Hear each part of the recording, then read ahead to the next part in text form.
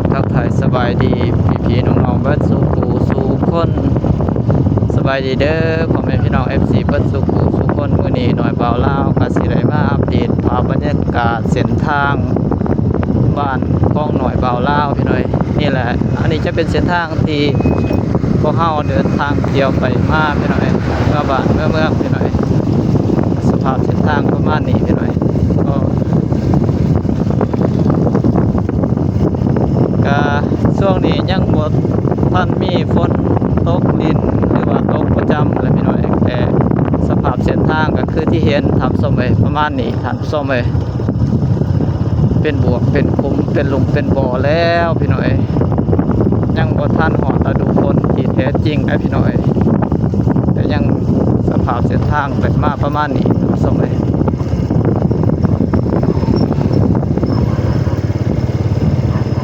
นี่แหละพี่น้อย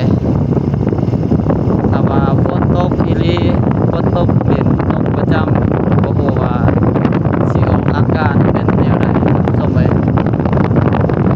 แต่ว่าตอนนี้ก็คือที่เห็นพี่น้อยเส้นทางก็เริ่มแล้วพี่น้อย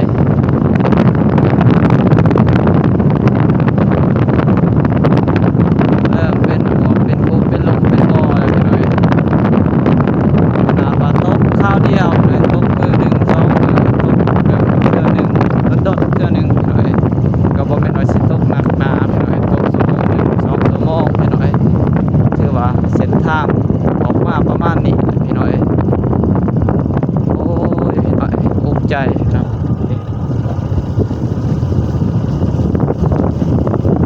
รถจักรก็เที่ยวหยากรถใหญ่ก็ไปหยากพี่น้อย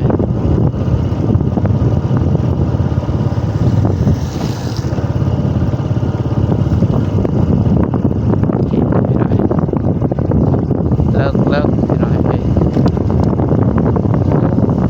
สมัยเรียกว่ายุ่งยากแห้งพี่น้อยนี่แหละหลายพี่น้อยหลายจุดหลายวันเลย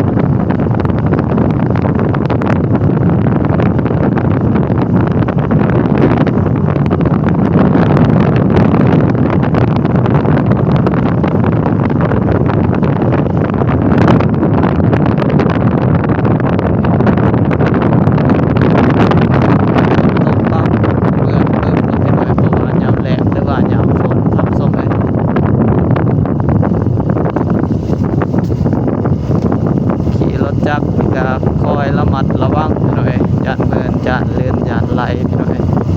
ขี่ไว้บ่ระมัดระวังมีโอกาสเสี่ยงสมัย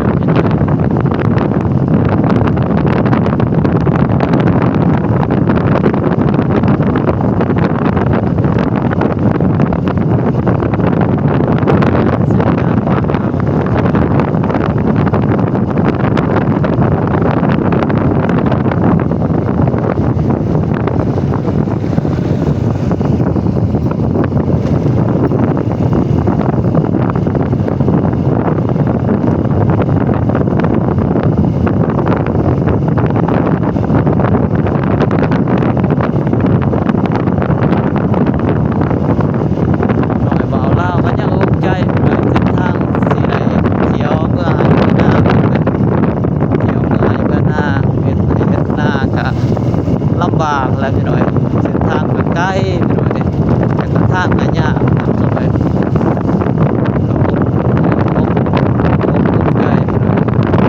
ใกล้ก็จำเป็นนะพี่น้อยเอาโมเดลเอาหาอะไร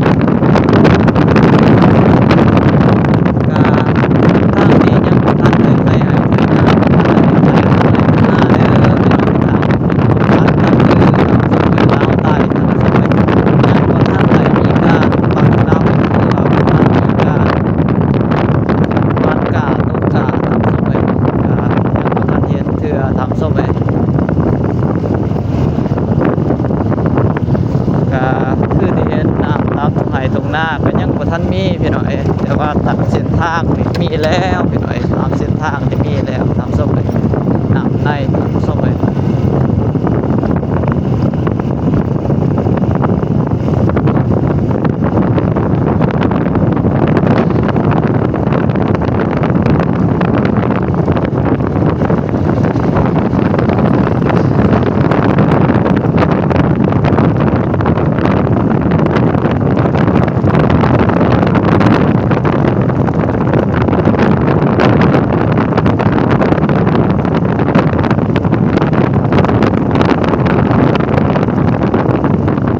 และตามตรงไห้ตรงหน้าแม่นยังบ่ทันมีน้ำพี่น้อยเทื่อหนึ่งเทื่อเดียวน้ำในก็มีน้อยนั่นไปมันก็ตกแห้งไปตอนตกก็จำน้ำจะมีไปก็ทางเขตพี่น้อง FC ผู้ที่เขามาเบิ่งมาส่งเป็นจังไดเนาะพี่น้อยเจ็ดภาคการแล้วก็ฤดูกาลปีนี้บ่ค่อยมีการตกกาหรือว่าวันกาแล้วก็ดำไปดำนาแล้วก็พี่น้อยเฮ็ดแต่เขตอื่นบ้านอื่นเมืองอื่นพี่น้อยพระเจ้าว่าก่อนพระเจ้าก็ตกกาบ้านกาสมัยแต่ว่าทางนี้ยังเด้อพี่น้อยบ้านกาก็คือยังบ่ทันได้เฮ็ดแต่งานยังบ่เฮ็ดที่การใช้ในนาของพระเจ้าทางนี้แห้งไปทำสมัย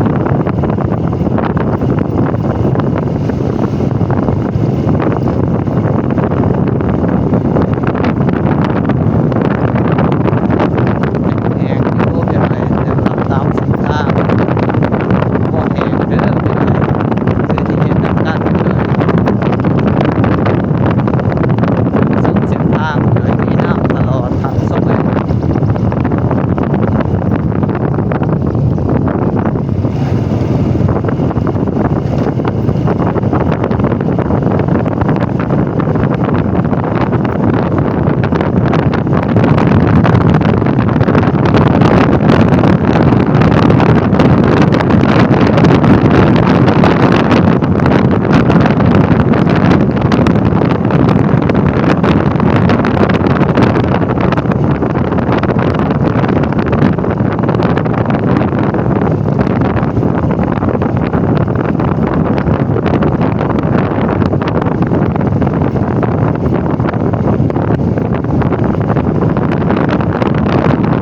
ตอนนี้เลยโอ้น้ำแม่น้ำเซสูงทางสมัยน้ำแม่น้ำเซสูง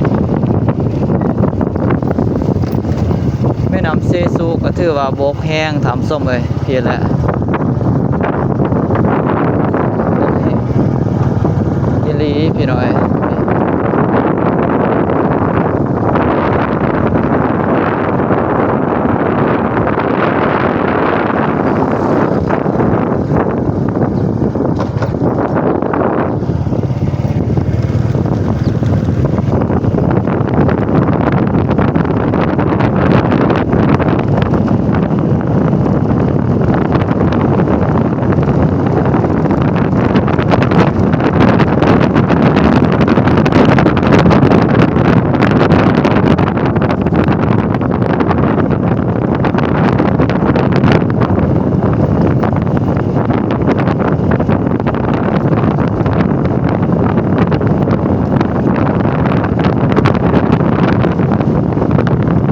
หลายคนสาวให้สาวสวนพี่น้อยอาจสิเลิกพี่น้อยมันต้นไปต้นอาเห็นให้ซับเขาให้ต่างๆครับอาจจะแม่นยามนี้เลยพี่น้อยช่วงฤดูนี้ทำส้มไปเพราะว่าช่วงนี้ก็ถือว่ามีฝนตกก็มีน้ำชุ่มเย็นพี่น้อยก็หมอกตกก็ตกบ่แห้งพี่น้อยก็ตกให้ดินซุ่มดินชื้นทำส้มไป